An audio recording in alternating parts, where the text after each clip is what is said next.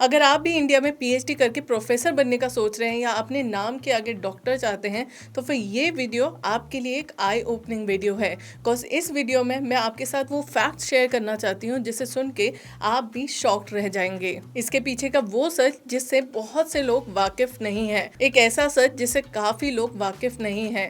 But don't worry, इस video में केवल प्रॉब्लम ही नहीं बल्कि मैं उस प्रॉब्लम का सोल्यूशन भी आपके लिए लेकर आई हूँ, जिसके बारे में भी हम बात करेंगे आज। तो इस वीडियो को लास्ट तक जरूर देखें और चलिए फिर शुरू से शुरू करते हैं। तो लगभग 1919 के दौरान यूजीसी नेट एग्जामिनेशन स्टार्ट हुआ। उससे पहले यूजीसी नेट एग्जामिनेशन नहीं हुआ करता था।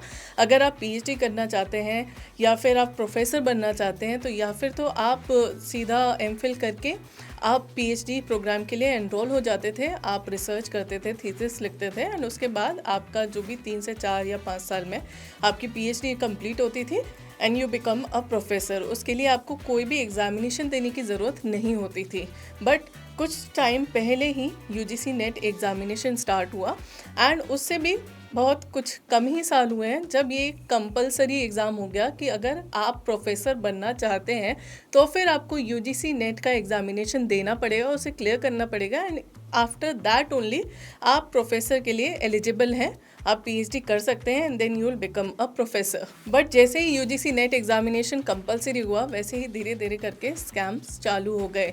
और ये स्कैम केवल उन्हीं के लिए नहीं जो एग्ज़ाम देने जा रहे हैं। जैसे कि अभी रिसेंटली एक एनटीए का स्कैम हुआ जिसमें एग्ज़ाम देने के बाद वो रद्द हो गया क्योंकि उसमें कुछ डिफ़ॉल्टर हुआ।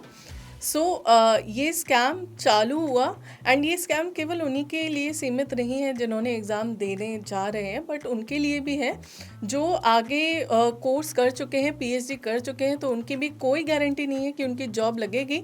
या फिर जिन्होंने नेट एग्जामिनेशन क्लियर कर भी लिया है उनके लिए भी कोई गारंटी नहीं है कि वो अपने पसंदीदा कॉलेज में जाके एडमिशन ले लेंगे और उन्हें एडमिशन मिल जाएगा। अब ऐसा मैं क्यों कह रही हूँ, मैं आपको इसके पीछे के 3 फैक्ट्स बताती हूँ। सबसे पहला, इंडिया में लगभग 10 से 12 लाख हर साल नेट एग्जामिनेशन देते हैं, यूजीसी नेट एग्जामिनेशन देते हैं एंड इंडिया में लगभग 800 यूनिवर्सिटीज़ हैं और जितने भी प्रोफेसर हैं उनके अंडर 3 या 4 लोग ही प्रैक्टिस कर सकते हैं।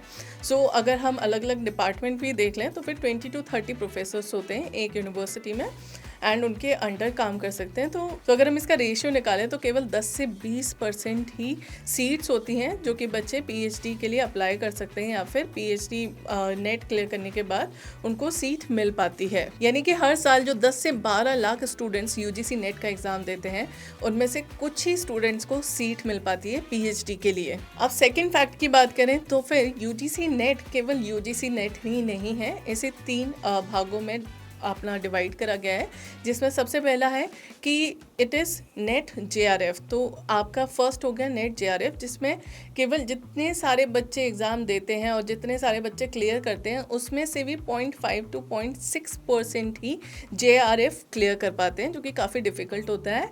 एंड वही बच्चे हैं जो अपनी पसंद की यूनिवर्सिटी से पीएचडी के लिए एनरोल कर पाते हैं एंड वो भी अगर कर लेते हैं तो फिर उनका स्कोर जो है वो केवल 4 साल तक के लिए वैलिड होता है। अगर आप 4 साल के अंडर एडमिशन ले लेते हैं, आपको आपकी पसंद की यूनिवर्सिटी में एडमिशन मिल जाता है तो फिर आप उसे कर सकते हैं। अदरवाइज अगर 4 साल से ज़्यादा हो गए तो फिर आपको एग्जामिनेशन दोबारा देना पड़ता है एंड केवल वो 0.5 to 0.6% को ही आपको स्टाइपेंड मिलता है, जो कि अगर वो जेआरएफ क्लियर करते हैं तो उन्हें कुछ अमाउंट हर महीने मिलता है।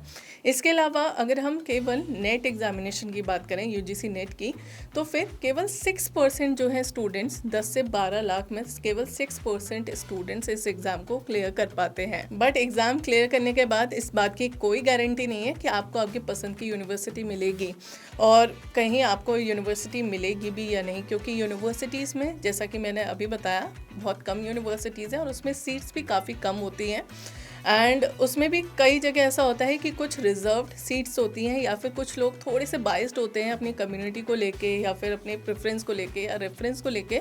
तो फिर इन सब चीज़ों की वजह से भी काफ़ी सारे स्टूडेंट्स को एडमिशन नहीं मिल पाता नेट क्लियर करने के बाद भी। और नेट क्लियर करने के बाद भी ऐसे काफ़ी सारे कॉलेजेस हैं जहाँ पे आपको वहाँ का एग्जामिनेशन भी, एंट्रेंस एग्जामिनेशन भी देना पड़ता है, उसे भी क्लियर करना पड़ता है एंड उसके बाद उनकी मेरिट बनती है, जिस उसके बेसिस पे आपका एडमिशन होता है। अब हम थर्ड पॉइंट की बात करें, दैट इज पीएचडी। अब इसमें तीसरा एक और जुड़ के आ गया है, पीएचडी, जो कि इसी साल से स्टार्ट हुआ है। तो जब यूजीसी नेट क्लियर करके ही बच्चों के लिए बहुत मुश्किल हो रहा था एडमिशन लेना, तो पीएचडी के लिए तो हम कुछ कह ही नहीं सकते, और अभी हमारे पास कोई डेटा भी नहीं है इससे रिलेटेड कि कितने बच्चों को एडमिशन मिलेगा या नहीं।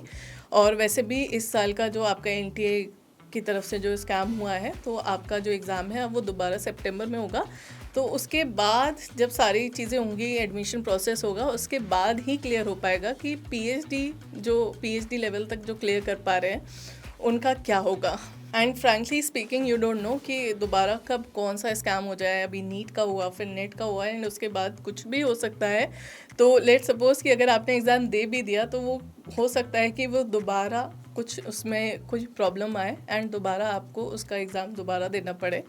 So you don't know anything. Job लगना या फिर एनरोल होना तो दूसरी बात है, बट अभी तो आप एग्ज़ाम के लिए ही काफ़ी ज़्यादा हसल कर रहे हैं इंडिया में। और यही नहीं, मैं आपके साथ एक शॉकिंग न्यूज़ भी शेयर करना चाहूँगी कि कुछ साल पहले ही एक न्यूज़ आई थी जिसमें चपरासी की नौकरी के लिए बहुत large number of PhD holders ने भी अप्लाई करा था। तो फिर आप समझ रहे हैं कि पीएचडी करने के बाद भी उन्हें जॉब नहीं मिल रही, एंड वो चपरासी की जॉब करने के लिए भी रेडी हैं। जबकि पीएचडी एक बहुत ही हाई लेवल ऑफ एग्ज़ाम है, एक बहुत ही हाई लेवल ऑफ आपकी एक डिग्री है, एंड उसके बाद भी अगर आपको जॉब नहीं मिल रही, तो फिर आपकी किसी भी चीज़ की कोई गारंटी ही नहीं है। सो अगर यही सारे हालात हैं, तो आपका इंडिया से पीएचडी करने का कोई भी फ़ायदा नहीं होगा। आपका पैसा वेस्ट होगा, आपका टाइम वेस्ट होगा, क्योंकि पीएचडी भी आपके 5 से 6 साल या 7 साल भी ले जाती है, एंड इट इज़ समथिंग कि आपका एक रेगुलर प्रोसेस है। आप इसके साथ कुछ और कर भी नहीं सकते, आपको साथ में इसे कंटिन्यू करना पड़ेगा। और अगर आपने जेआरएफ क्लियर करा है तो फिर यू गेट पेड, बट अगर आपने जेआरएफ क्लियर नहीं करा तो फिर आप उतने सालों तक आपको कुछ भी पेमेंट भी नहीं मिलेगा, आपकी सैलरी भी नहीं आएगी, बस आप पीएचडी करते चले जाएंगे, रिसर्च करते चले जाएंगे, थीसिस लिखते जाएंगे। सो ये आपके लिए टाइम कंज्यूमिंग भी बहुत ज़्यादा है, आपके लिए कोई जॉब गारंटी भी नहीं है, आपका फ्यूचर भी इस पर सिक्योर नहीं है। तो फिर अब आपके लिए एक बहुत अच्छा प्रोग्राम है, that is doctorate in business administration programme, जिसे आप परस्यू कर सकते हैं और जिसे आप फॉरेन की यूनिवर्सिटीज़ से परस्यू कर सकते हैं। एंड इसमें ख़ास बात यह है कि आप ग्रेजुएशन के बाद भी इस प्रोग्राम को परस्यू कर सकते हैं, आप इसे ऑनलाइन मोड से भी कर सकते हैं, और इसके लिए आपको अपनी जॉब छोड़ने की ज़रूरत नहीं है। साथ ही इसका ड्यूरेशन भी केवल 3 साल है, यानी कि केवल 3 सालों में आपका ये प्रोग्राम कंप्लीट हो जाएगा और आपके नाम के आगे डॉक्टर ज़रूर लग जाएगा। एंड यही नहीं, इसमें आपको बहुत सारे स्पेशलाइजेशन मिल जाते हैं, आपको आपकी फील्ड से रिलेटेड भी डीबीए प्रोग्राम मिल जाएगा जिसे आप परस्यू कर सकते हैं। तो आप इससे रिलेटेड सारे स्पेशलाइजेशंस को यहाँ देख सकते हैं। हम इस प्रोग्राम की अदर डिटेल्स की बात करें तो आप इस प्रोग्राम को, जैसा कि मैंने बताया, 3 साल के अंडर आपका ये प्रोग्राम कंप्लीट हो जाता है। ये आप यूजी प्रोग्राम के बाद भी कर सकते हैं अगर आपके पास 3 साल का एक्सपीरियंस है तो, या फिर आप पीजी प्रोग्राम के बाद यानी कि पोस्ट ग्रेजुएशन के बाद भी इसे कर सकते हैं। साथ ही आप इसे एमबीए के साथ भी कर सकते हैं, यानी कि डीबीए प्लस एमबीए प्रोग्राम भी आप दोनों साथ में कर सकते हैं। अगर हम इसके फीस स्ट्रक्चर की बात करें तो इसका फीस स्ट्रक्चर है लगभग 2.5 लाख का, जिसमें आपको सेमेस्टर वाइज आपकी फ़ीस होती है और इसमें आपको ईएमआई फैसिलिटी भी अवेलेबल है। सो अगर आप ईएमआई के साथ जाएंगे तो भी आपके लिए ये प्रोग्राम ज़्यादा कॉस्टली भी नहीं है एंड आपके लिए बिल्कुल फ्लेक्सिबिलिटी वाला प्रोग्राम है। इससे रिलेटेड अगर हम यूनिवर्सिटीज़ की बात करें तो फिर आप इस प्रोग्राम को रशफोर्ड बिजनेस स्कूल से कर सकते हैं, आप ESGCI स्कूल ऑफ बिजनेस से कर सकते हैं इस प्रोग्राम को, गोल्डन गेट यूनिवर्सिटी से कर सकते हैं। तो ये कुछ इंटरनेशनल यूनिवर्सिटीज़ हैं जहाँ से आप इस प्रोग्राम को परस्यू कर सकते हैं। आप अपना सैलरी बाइफिकेशन भी यहाँ पे देख सकते हैं कि अगर आप इस प्रोग्राम को करते हैं तो आपका सैलरी पैकेज लगभग कितना होगा। सो आई वुड रियली सजेस्ट कि आप इंडिया से पीएचडी करके लाइफ टाइम स्ट्रगल ना करें।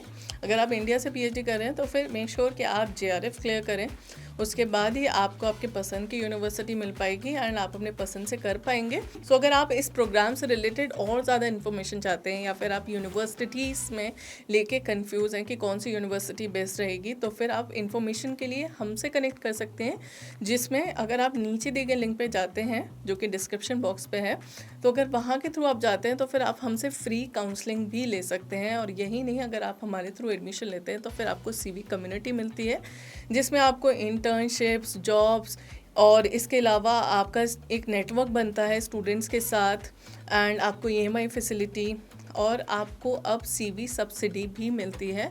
सो सीवी सब्सिडी इज़ लाइक कि आपको अप टू ₹10,000 सब्सिडी मिल सकती है, जितना भी आपका फ़ी स्ट्रक्चर होगा उसमें। एंड ये काफ़ी इंस्टेंट प्रोसेस है, एंड ये सारी फैसिलिटीज़ भी आपको साथ ही साथ मिल सकती हैं। सो इस प्रोग्राम के साथ आपको श्योरिटी मिल रही है, आपको गारंटी मिल रही है, और आपको एक अच्छा फ्यूचर मिल रहा है, और जो चीज़ आप चाहते हैं, जो आप अपना प्रोग्राम कंप्लीट करना चाहते हैं, वो भी मिल रहा है, वो भी कम समय में। सो इससे रिलेटेड और इन्फॉर्मेशन के लिए आप हमारे साथ कनेक्ट ज़रूर करें, जिससे आप नीचे दिए गए लिंक पर क्लिक करके हमसे कनेक्ट कर सकते हैं। एंड अपार्ट फ्रॉम दैट, अगर आपकी कोई भी रिक्वेस्ट है या कोई भी कन्फ्यूजन है, तो फिर आप उसे कॉमेंट सेक्शन पर भी ज़रूर लिखें। और ऐसी और वीडियोज़ के लिए इस चैनल को सब्सक्राइब करें, और अगर अच्छी लगी हो तो इसे अपने साथियों के साथ ज़रूर शेयर करें, और वीडियो को लाइक भी ज़रूर करें।